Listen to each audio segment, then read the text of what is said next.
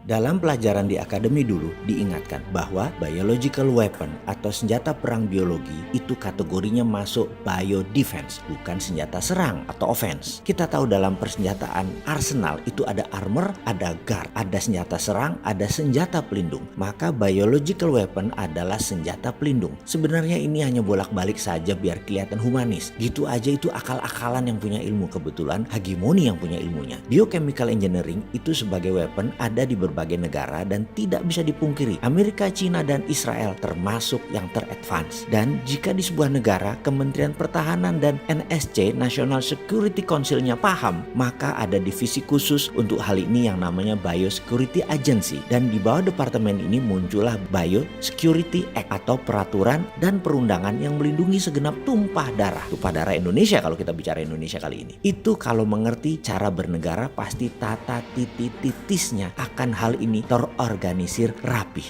BNPB misalnya adalah operatornya, bukan regulatornya. Kemudian dalam hal senjata biologi ini, maka sistem penunjang berikutnya adalah health systemnya. Apa itu health systemnya? Health system itu mencakup 1. Teknologi kedokteran, 2. Tenaga ahli medis, 3. Public health policy plus penanganan wabah dan bencana, 4. Informasional transparansi, kejujuran, keterbukaan data, dan terakhir nomor 5 adalah international corporation. Dalam hal international corporation ada lagi syaratnya, harus bisa multilateral, jangan bilateral. Bilateral cenderung bisa disalahartikan karena bisa merupakan akomodir kepentingan segelintir atau sekelompok kepentingan. Kalau multilateral gak bisa oligarki bermain. Corona COVID-19 ada yang mengatakan tidak lethal atau tidak mematikan. Sampai-sampai pejabat negara juga mengatakan hal itu. Namun ini menimbulkan pertanyaan banyak orang. Tidak mematikan itu jika public health systemnya bagus. Itu data saat ini dari kejadian di banyak negara. Tetapi seperti di Iran dan Italia itu bergelimpangan korban kasualtisnya. Kalau Indonesia 5 hal health systemnya di atas tadi, bagaimana statusnya? Kembali ke COVID-19,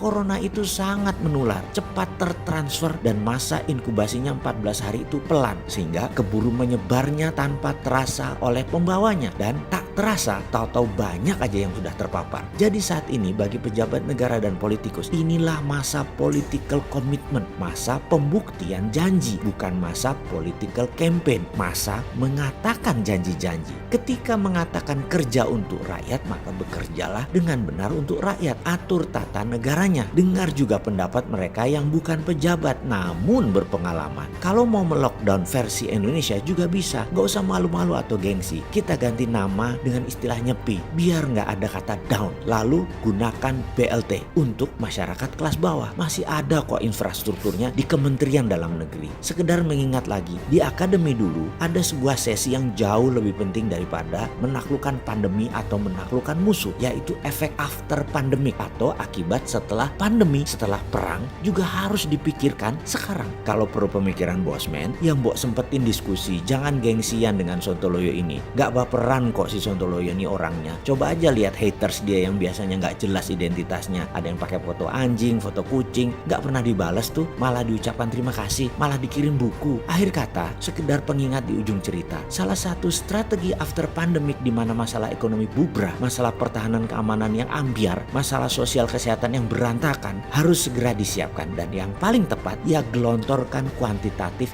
easing pakai MMT, printing money. Si Sontoloyo ini tetap aja keras kepala menganggap idenya printing money adalah solusi.